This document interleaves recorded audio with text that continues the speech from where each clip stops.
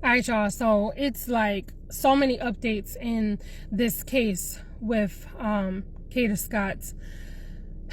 Unfortunately, as I updated you all, she was found unalived, buried, and the authorities had to exhume her body from the grave.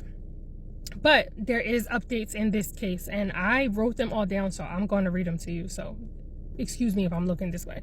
So I watched a press conference yesterday, right? And they said, boom, October the 3rd is when the car was stolen.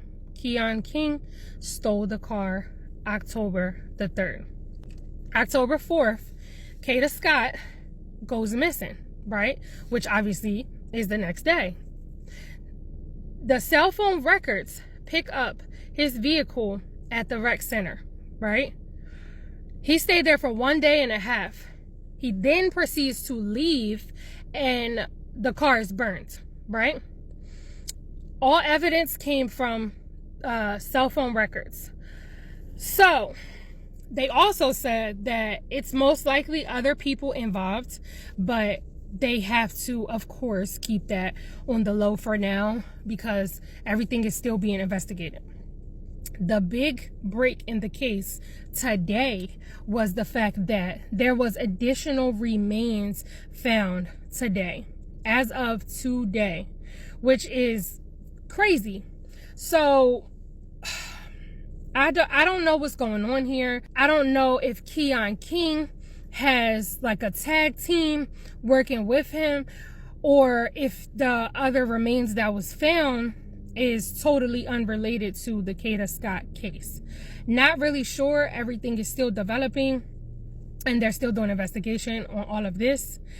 However, again, as I said in my last post, my thoughts and prayers and deepest condolences go out to KADA SCOTT's family and her real friends, her true friends. I have to specify true friends, because it's a lot of crazy, weird things that I'm seeing on social media.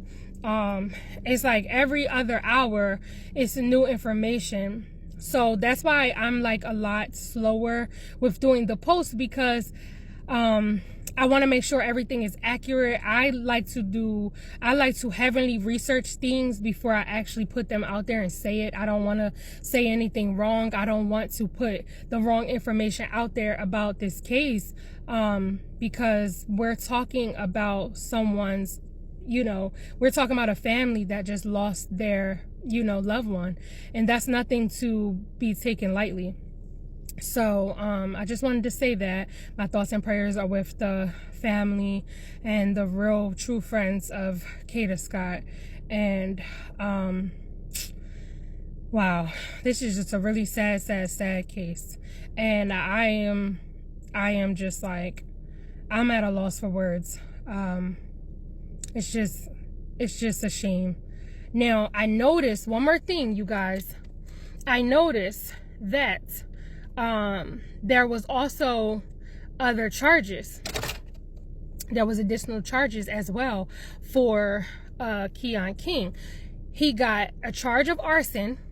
He got a charge of conspiracy, I believe, and he has a charge of tampering with evidence. These are all three of these are brand new charges. And I think that covers everything that I wrote down. But I am going to continue following this story as it's developing. And wow, just a really sad case. Again, my thoughts and prayers are with KADA SCOTT's family, but I am glad that they're getting some sort of, I know this is not the outcome that anybody wanted to see happen, but I'm really happy that KADA SCOTT and her family are getting some type of justice for this very unjust situation.